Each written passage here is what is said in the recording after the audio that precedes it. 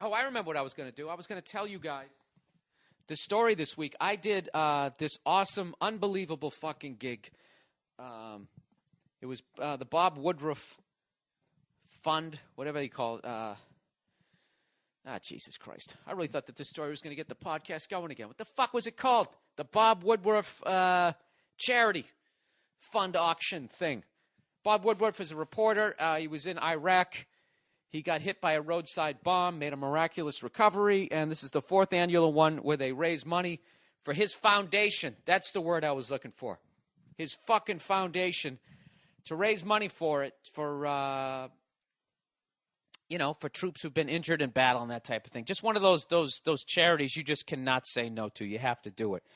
And it was all the way back in New York City at the Beacon Theater. For music fans out there, they know that the Allman Brothers have been doing the Beacon Run for like the last 30 fucking years. So already I'm thrilled to be there just because I'm going to be standing on the same stage as Dwayne Allman. And I showed up, and the lineup that I went on was the most insane lineup I have ever been on in my career. This was the lineup. All right, Max Weinberg was there, and he put together this big band. So they're out there fucking killing it. Jon Stewart was the host. He goes out, and he kills it, talking about politics in a very funny way, unlike the horse shit that I did on my podcast. He fucking kills it. Then he brings out Tony fucking Bennett, who sings 2 songs, absolutely kills it, sounds as good as he did 40, 50 years ago. Just kills it. Then they bring out, Jon Stewart comes back out, does some more jokes, kills again. Then he brings out Bruce Springsteen. Fucking Bruce Springsteen goes out there and just fucking owns the stage, sliding around, jumping up on the piano, telling jokes, just fucking kills it. Then they had an auction. All these fucking rich peoples paid like $150,000 for one of Bruce Springsteen's guitars, raised all this money. Then the second half of the show, they bring out Joel McHale, who had to go on after Tony Bennett and fucking Bruce Springsteen, and he still somehow killed it. Then I went up, and then the final act of the evening was Jerry Seinfeld. What's the deal? Jerry fucking Seinfeld, the king, the master, right? And I'm on stage when I went out there, and my whole nervousness of the night was not going on after those people. My nervousness was the fact that nobody had said fuck yet. And it was a benefit, and people talking about tragedy, and I was going to go out there, and my opening bit was talking about, hitting women. So I'm backstage just like mind-fucking myself, going, God, it's going to be too harsh. I shouldn't curse. Jerry's going to get mad at me. The second I curse, he's going to look at me like I'm not even a comedian, and I so badly want his fucking approval, So I'm sitting there freaking out. Finally, my agent just goes, dude, you see what Springsteen just did? He went out. He just does what he does. Jumps on pianos. Just go out there, do what the fuck you do. I was like, you know what? You're right. You're right. So I went out there, and I didn't say fuck as much as I usually did. But I went out there. I did my hit by women, hitting women, all that type of shit. It fucking killed. And when I get off stage, I'm walking, and Jerry's going on next. So I'm walking off the stage, and there he is, fucking Seinfeld. Who at this point, it's like looking at Elvis, goddamn icon. He's standing there in his suit, just ready to go to work. And I walk by him. I'm just wincing. I'm waiting for him to just completely blow me off, or just be like, "Why did you say fuck so much?" And I walk by him, and he fucking sticks his hand out, and he just goes, really funny stuff. Really, really funny stuff. And I was just like, oh, thanks a lot. I try not to curse so much out of respect for you going on next. And he goes, well, I don't care. Then I felt like an idiot. I'm sitting and being all nervous like a little schoolgirl, and I just realized, like, wait a minute. Jerry has always worked totally fucking clean. He came up in the late 70s, right through the 80s, with all these barroom hack comics doing blow. I mean, the amount of shit that guy had to go on after, working squeaky fucking clean. He can't follow me. Well, what the hell was I thinking? No, I was thinking he couldn't follow me. I was thinking that he would be annoyed. And then I stood there, like feeling like I was 90 miles in the air because he said that he thought that I was funny or that I had good stuff, and then I watched him go out there and it just absolute. Not to bring up sports again, but I guess I have to, any port in a fucking storm here. It was like watching, when somebody's just has the perfect swing, perfect jump shot, their form or whatever. That's what it was like. There was just everything that he did. There wasn't one wasted word, one wasted movement, everything. Okay, you want to talk movies? It's like Toy Story. You go to see Toy Story. It's like every line in the movie just propels the thing forward.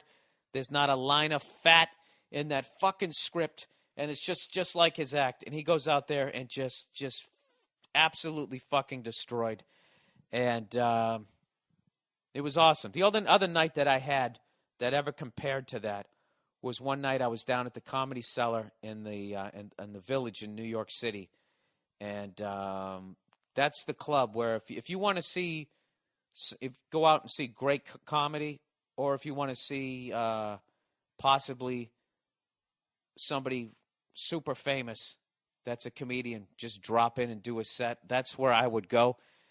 And it used to happen all the time. And one night I was down the cellar, and I'm going to be naming a lot of names here, but I never name names of the podcast, but there's nothing bad about this story. So Godfrey was hosting the show, and I was supposed to, I think it was me, I was going on next, but all of a sudden, I can't really tell you the story without saying the names. This is basically, just imagine you're sitting in the fucking crowd, all right? You're just seeing no-name hacks like me going up, and all of a sudden the host goes, hey, everybody, we got a very special guest that just dropped by, wanted to do like 5 minutes. You might recognize this guy from the hit TV show Everybody Loves Raymond. Please welcome Ray Romano. And Ray walks on stage, and the crowd goes fucking nuts. Holy fuck, Ray Romano, right? And as he's on stage, Seinfeld and Chris Rock show up. And they also want to go on. All right? This has happened once in 20 years of me doing stand-up. This was the most unbelievable night, right? So they go downstairs. Ray Romano finishes. So Godfrey goes back up, and he kept doing these great intros that was making the crowd lose their shit. He goes, keep going for Ray Romano. He goes, all right, we got another special guest just dropped in. You might recognize this guy from the Chris Rock show. Please welcome Chris Rock. And then the fucking place, standing ovation. Holy fuck, we got to see fucking Ray Romano and Chris Rock. And now at this point, every comic knows that Seinfeld is waiting in the wings. So we're all standing there, huddled down in the little hallway, waiting to watch this crowd lose its fucking shit like those soccer moms on fucking Oprah, right? Chris Rock kills it. Godfrey goes up. Chris Rock, everybody. Crowd is like out of breath from fucking laughing. And then he goes, we had another guest drop by. At this point, people are just like, what the fuck, right? He goes, you might recognize this next guy from the hit TV show Seinfeld. And I hear this guy go, no fucking way, in the crowd. And he goes, please welcome Jerry Seinfeld. And like half the crowd almost fainted. He goes up and just fucking destroys. And like people are like elated. They have like when he's done, everybody's face is just like in pain from grilling, from grinning. I swear to God, this is a true story, right? So Seinfeld ends, and he goes, keep it going for Jerry Seinfeld. He goes, all right, you guys ready for more show? And the crowd's like flipping out. And they go, okay, this next comedian, and the crowd at this point is so goddamn spoiled. I'm standing there in the doorway waiting to go on, and everybody is trying to look around my head for somebody famous to come on, and he's bringing up me. He goes, please, you might have seen him on VH1's I Love the 80s, MTV's Apartment 2F. Please welcome Bill Burr. And I went on stage, and there was a noticeable sense of disappointment at that point when I walked up to the mic. And the only way I got out of it was I just addressed it. I was like, that's right, welcome back to reality. This is what the fuck you paid for. And then everybody laughed and like, all right, he addressed it. He addressed the fact that we're disappointed to see him. And at that point, they kind of went along for the ride. And I swear to God, an hour later, Dave Chappelle went up, and he went up. And that was